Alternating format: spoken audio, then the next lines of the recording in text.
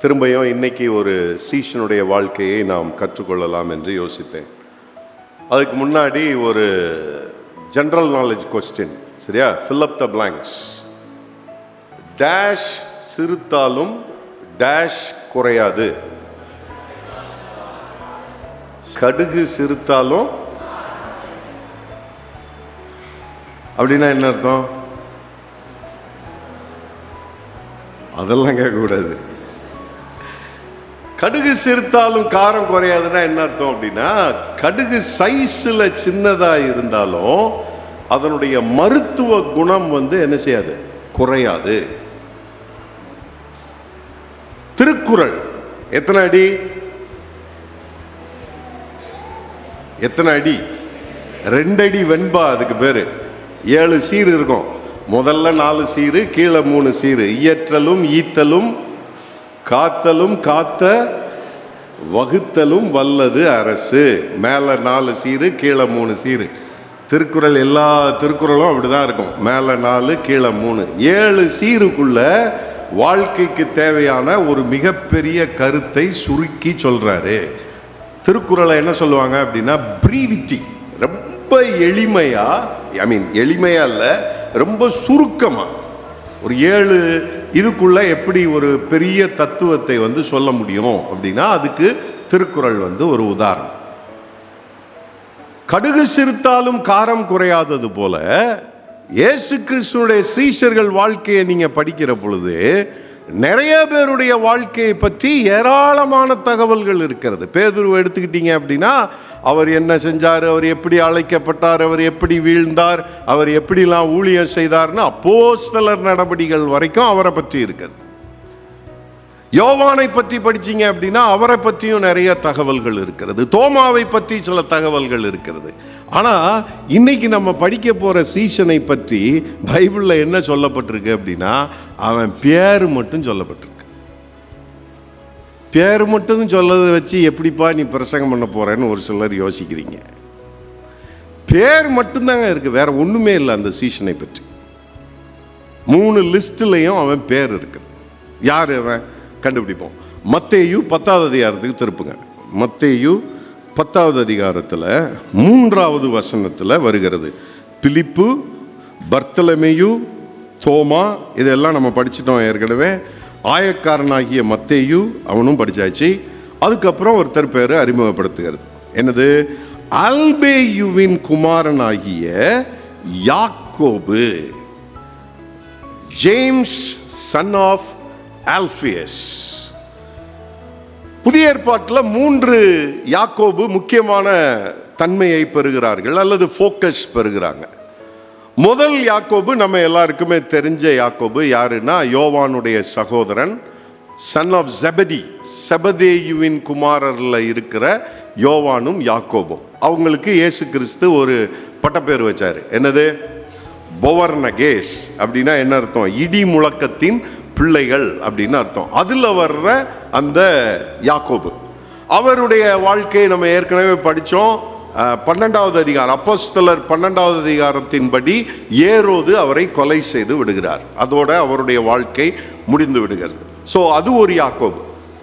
இன்னொரு யாக்கோபு யாரு அப்படின்னா இயேசு கிறிஸ்துவனுடைய சகோதரனாக இருந்த யாக்கோபு. யோவான் 7வது அதிகாரத்தின்படி அவர் இயேசு கிறிஸ்து வாழ்ந்த காலகட்டத்தில் அவருடைய சகோதரர்கள் யாருமே இயேசு கிறிஸ்துவை நம்பவில்லை. அதுல ஒருத்தர் தான் யாக்கோபு. இயேசு கிறிஸ்துவை நம்பல. ஆனா 1 கொரிந்தியர் 15வது அதிகாரம் 7வது வசனத்தின்படி இயேசு கிறிஸ்து தன்னுடைய சகோதரனாகிய யாக்கோபுக்கு தரிசனம் கொடுக்கிறார். தரிசனம் கொடுத்ததுனால அவர் இயேசு கிறிஸ்துவை ஏற்றுக்கொண்டு அப்போஸ்தலர் 15வது அதிகாரத்தின்படி பார்த்தீங்க அப்படின்னா எருசலேமுடைய சபைக்கு தலைவராக மாறிவிடுகிறார். யாரு? இயேசு கிறிஸ்துனுடைய சகோதரனாகிய யாக்கோபு. அவர் எழுதின நிருபம் தான் எந்த நிருபம்? யாக்கோபு நிருபம். சரிதானா? இப்ப 2 யாக்கோபு பார்த்திருக்கிறோம். ஒன்னு செபதேயுவினுடைய குமாரனாகிய யாக்கோபு, இன்னொன்னு இயேசு கிறிஸ்துனுடைய சகோதரனாகிய யாக்கோபு. யாக்கோபு நிருபத்தை எழுதியவர்.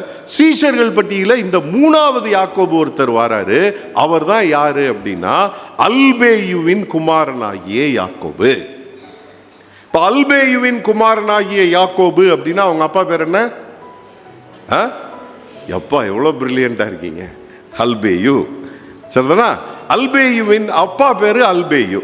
இவனுடைய அம்மா பேரு சொல்லப்பட்டிருக்கிறது. இவனை பற்றி ரொம்ப சொல்லாட்டினாலும் இவங்க அம்மாவை பற்றி அடிக்கடி போட்டிருக்காங்க. எங்க போட்டிருக்கு? மார்க்கு 15வது அதிகாரத்துக்கு திருப்புங்க. மார்க்கு 15வது அதிகாரம் 40வது வசனத்தில் இயேசு கிறிஸ்துவனுடைய இறுதி காலகட்டத்தில் நம்ம பார்க்குறோம். 15:40.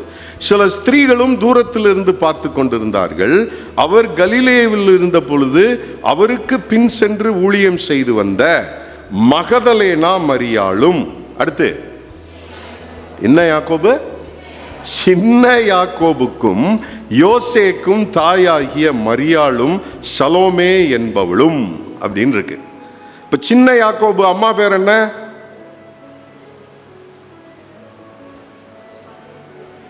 ஏன்னா உங்களெல்லாம் நான் அறிவாளின்னு சொன்னதுக்கா சலோமேவா?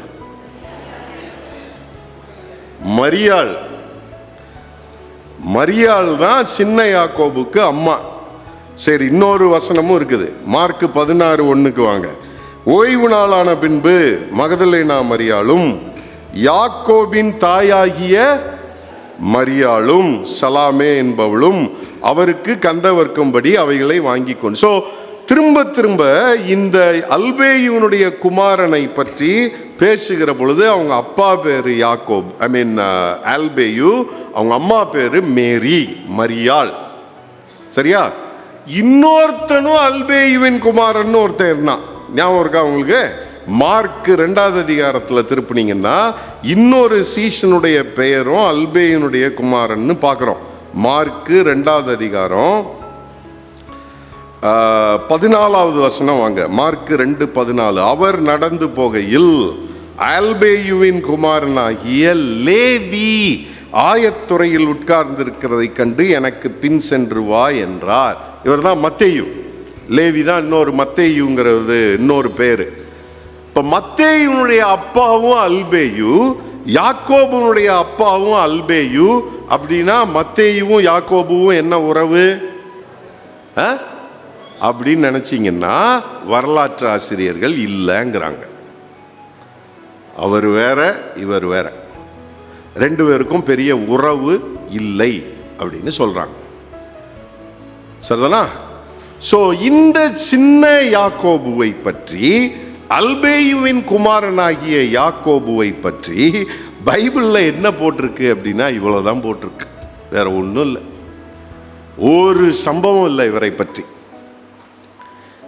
ஒன்றுமே இல்லாமல் இயேசு கிறிஸ்துவனுடைய சுவிசேஷத்திற்காக, இயேசு கிறிஸ்துவனுடைய ராஜ்யத்திற்காக நாம் இருக்கிறேன் அப்படின்னு அவர் பட்டியலில் மட்டும் இருக்கிறாரே. இவருடைய வாழ்க்கையிலிருந்து நம்ம ஏதாவது பாடம் கற்றுக்கொள்ள முடியுமா அப்படின்னா அட்லீஸ்ட் ஒரு 3 பாடத்தை நாம் கற்றுக்கொள்ள முடியும். முதலாவது பாடம் என்ன அப்படின்னா, இயேசு கிறிஸ்துவை பின்பற்றுகிறவர்கள், இயேசு கிறிஸ்துவால் தெரிந்தெடுக்கப்பட்டவர்கள் எல்லாருமே you don't need to be popular, புகழ் பெற்றவர்களாக இருக்க வேண்டும் என்று அவசியமில்லை. My identity is not becoming famous. என்னுடைய அடையாளம், எனக்கு ஆண்டவர் கொடுத்திருக்கிற அடையாளம் என்பது ஏதோ நான் பெரிய பிரசித்தி பெற்றவனாக மாற வேண்டும் என்பது அல்ல. பல நேரம் என்னுடைய அழைப்பு, என்னுடைய அடையாளம், என்னுடைய ஐடென்டிட்டி என்ன அப்படின்னா ஐ நீட் டு பி, நான் அவரால் தெரிந்தெடுக்கப்பட்டிருக்கிறேன், அவ்வளவுதான். That itself is my identity. அதுவே எனக்கு ஒரு அடையாளமாக இருக்கிறது. நான் இயேசு கிறிஸ்துவின் சீஷன், நான் இயேசு கிறிஸ்துவை பின்பற்றுகிறவன், அது போதுங்க எனக்கு. பேதுரு மாதிரி நான் ஒன்றும் பெரிய ஆளாக வேண்டியதில்லை, அல்லது பவுலப்போஸ்தலன் மாதிரி ஏதோ பெரிய புகழ் பெற்றவனாக நான் இருக்க வேண்டும் என்று அவசியம் இல்லை. எனக்கு கொடுக்கப்பட்டிருக்கிற அழைப்பு என்ன அப்படின்னா, நான், என்னை தேவன் தெரிந்தெடுத்திருக்கிறார், அந்த தெரிந்தெடுப்பிலே, அந்த அழைப்பிலே நான் உண்மை உள்ளவனாக இருப்பேன் அப்படின்னு தொடர்ச்சியாக பயன்படுத்த வேண்டும். சின்ன யாக்கோபுன்னு போட்டிருக்காங்க இல்லையா தமிழ் பைபிள்ல. ஆங்கில பைபிள்ல பாத்தீங்கன்னா ஜேம்ஸ் த லெஸ் அப்படின்னு இருக்கும். கிரேக்கத்தில் படிச்சு பார்த்தீங்க அப்படின்னா மைக்ராஸ் என்ற வார்த்தை பயன்படுத்தப்படுகிறது. அங்க இருந்து இங்கிலீஷ்க்கு வர்ற வார்த்தை தான் என்னது அப்படின்னா மைக்ரோ. மைக்ரோனா என்ன அர்த்தம்? பொடியது, சின்னது அப்படின்னு அர்த்தம். இவனை ஏன் பொடியான்னு கூப்பிட்டாங்கன்னு தெரியல. ஒருவேளை சைஸ்ல சின்னதா இருந்தானா, டுவார்ஃப் மாதிரி கொஞ்சம் குள்ளமா வெர்டிகலி சேலஞ்சா இருந்தானா தெரியல. அதனால அவனை போய் எல்லாரும் சின்ன யாக்கோபுன்னு கூப்பிட்டாங்களா தெரியல. அல்லது பெரிய யாக்கோபு, அந்த ஜெபதேயுவினுடைய குமாரனாகிய யாக்கோபுவை விட வயசுல கம்மியா இருந்ததுனால இவனை ஐடென்டிஃபை பண்றதுக்காக ரெண்டாவது யாக்கோபுன்னு கூப்பிடாம சின்ன யாக்கோபுன்னு கூப்பிட்டாங்களா தெரியல. somewhere he was smaller. ஏதோ ஒரு விதத்துல மற்றவர்களோடு ஒப்பிடுகையில் அவன் சிறியவனாக இருந்தான். தேவனுடைய ராஜ்யத்தில் ஆண்டவர் என்னை தெரிந்தெடுத்திருக்கிறார். நான் பேதுரு மாதிரி ரொம்ப பாப்புலர் இல்ல, பவுலப்போஸ்தலன் மாதிரி நான் பாப்புலர் அல்ல, அவசியமும் இல்லைங்க. ஆண்டவர் என்னை தெரிந்தெடுத்திருக்கிறார். that itself is my identity. அதுதான் என்னுடைய அடையாளமாக இருக்க வேண்டும் என்று விரும்புகிறார். இதை பற்றி 1 கொரிந்தியர்ல பவுலப்போஸ்தலன் ரொம்ப அழகா சில விஷயங்களை சொல்றார். சரியா? என்ன சொல்றாரு? நீங்கள் அழைக்கப்பட, நம்ம அதைத்தான் வேத பகுதியாகவும் வாசிக்க கேட்டோம். 1 கொரிந்தியர் 1ஆவது அதிகாரத்துக்கு திருப்புங்க. 1 கொரிந்தியர் 1ஆவது அதிகாரம் 26ல இருந்து வாசிக்கிறேன். என்ன சொல்றாரு? எப்படி எனில் சகோதரரே, சகோதரிகளே, நீங்கள் அழைக்கப்பட்ட அழைப்பை சற்று பாருங்கள். யாருக்கு சொல்றாரு? கொரிந்து பட்டணத்தில் இருக்கிற சபைக்கு எழுதுகிற பொழுது சொல்றாரு. கொரிந்து பட்டணத்தில் இருக்கிற விசுவாசிகளுடைய அழைப்பை பற்றி பேசுகிற பொழுது சொல்றாரு. என்ன சொல்றாரு? நம்பர் 1 என்ன சொல்றாருன்னு பாருங்க. அழைப்பை பாருங்கள். மாம்சத்தின்படி அல்லது இந்த உலகத்தின்படி ஞானிகள் உங்களில் அநேகர் இல்லை. நிறைய PhD இல்லை, பெர்மனன்ட் ஹெட் டேமேஜ் ரொம்ப இல்லை. ஞானிகள் அநேகர் இல்லை. அடுத்து வல்லவர்கள் அநேகர் இல்லை. you are not so powerful or influential. எனக்கு இவரை தெரியும் அவரை தெரியும் அப்படிலாம் அங்க யாரும் இல்லை கொரிந்து சபையில். வல்லவர்கள் யாரும் இல்லை, அநேகர் இல்லை. அடுத்து பிரபுக்கள் அநேகர் இல்லை. பிறக்கிற பொழுதே பிரபுவாக சில்வர் ஸ்பூனோடு அரண்மனையிலே பிறந்தவர்கள் அநேகர் இல்லை. நம்ம எப்படி நம்முடைய அழைப்புல இந்த கொரிந்து சபையில சொல்ற மாதிரி தான் நம்மளும். நாம் பிறக்கிற பொழுதே எத்தனை பேர் சில்வர் ஸ்பூனோட பிறந்தீங்க தெரியல. எத்தனை பேர் உண்மையிலேயே உலக பிரகாரமாக நாம் ஞானிகளாக இருக்கிறோம்? நம்முடைய பிறப்பு, நம்முடைய குடும்ப பின்னணி, என்னுடைய படிப்பு, என்னுடைய அறிவு, இவை எல்லாவற்றையும் வைத்து பார்க்க. how many people are so influential? முக ஸ்டாலினை போய் முடிச்சு பேசி ஒரு விஷயத்தை முடிச்சுட்டு வர்ற ஆளுங்க யாரும் இருக்கீங்களா? அவ்வளோ இன்ஃப்ளூயன்ஷியல் பீப்புள் யாரும் இருக்கீங்களா? இல்லை. பிறப்புகிற பொழுதே பணக்காரர்கள் அல்ல, பவர்ஃபுல் இல்லை, இன்ஃப்ளூயன்சர்ஸ் இல்லை, உலகத்தினுடைய சட்டதிட்டங்களின்படி ஞானிகளும் அல்ல. அப்ப நீங்களும் நான் யாரு? சாதாரணமான ஆள்கள், சாதாரணமான அழைப்பை பெற்றவர்கள். கொரிந்து சபையில் இருந்த விசுவாசிகளை போல அவர்களுக்கு என்ன சொல்றாருன்னு பாருங்க. 27வது வசனம் ரொம்ப முக்கியமானது. 1 கொரிந்தியர் 1:27க்கு வாங்க. ஞானிகளை வெட்கப்படுத்தும்படி தேவன் உலகத்தில் பைத்தியமானவைகளை தெரிந்து கொண்டார். அடுத்து என்ன சொல்றாரு பாருங்க. பலம் உள்ளவர்களை வெட்கப்படுத்தும்படிக்கு தேவன் உலகத்தில் பலவீனமானவைகளை தெரிந்து கொண்டார். அடுத்த வசனம் ரொம்ப முக்கியமானது. 28 உள்ளவைகளை அவமாக்கும்படி உலகத்தின் இழிவானவைகளையும் அற்பமாய் எண்ணப்பட்டவைகளையும், அடுத்தது ரொம்ப முக்கியமான வார்த்தை, இல்லாதவைகளையும் தேவன் தெரிந்து கொண்டார். கிரேக்கத்தில் இந்த இல்லாதவைங்கிற வார்த்தையும் மைக்ராஸ்ங்கிற வார்த்தையும் கிட்டத்தட்ட ஒரே வார்த்தை. இல்லாதவைகள், உலகத்தால் ரிஜெக்ட் பண்ணப்படுகிற காரியங்கள், உலகத்தினுடைய பார்வையிலே பைத்தியமாய் தோன்றுகிறவர்கள், பலவீனர்கள். அவர்களை தேவன் என்ன செய்றாரு? வா, யூ அண்ட் மீ, லெட்ஸ் கோங்கிறாரு. நீயும் நானும் சேர்ந்து வேலை செய்வோம் ராஜ்யத்துக்காக. You and me, let's go, வாங்கிறாரு. அப்படிதான் அந்த ஜேம்ஸ் த லெஸ்ஸ கூப்பிடுறாரு. சின்ன யாக்கோபு கூப்பிட்டு, ஆனால் இந்த சின்ன யாக்கோபு கடைசி வரைக்கும் தன்னுடைய அழைப்புல உண்மையாக இருந்தானா அப்படின்னு பார்த்தீங்கன்னா, அப்போஸ்தலர் 1ஆம் அதிகாரத்தின்படி அவன் கடைசி வரை உண்மை உள்ளவனாக இருந்தான். பெந்தகோஸ்தே தினத்தன்னைக்கு கூட அவன் அங்கதான் உட்கார்ந்திருந்தான். அப்போஸ்தலர் 1ஆம் அதிகாரம் 13ஆவது வசனத்துல, அவர்கள் அங்கே வந்தபோது மேல் வீட்டில் ஏறினார்கள். அதில் பேதுருவும் யாக்கோபும் யோவானும், இது பெரிய யோவான், அந்திரேயாவும் பிலிப்பும் தோமாவும் பர்த்தலமேயும் மத்தேயுவும், அடுத்து அல்பேயுவின் குமாரனாகிய யாக்கோபும். So he was part of the Pentecostal experience.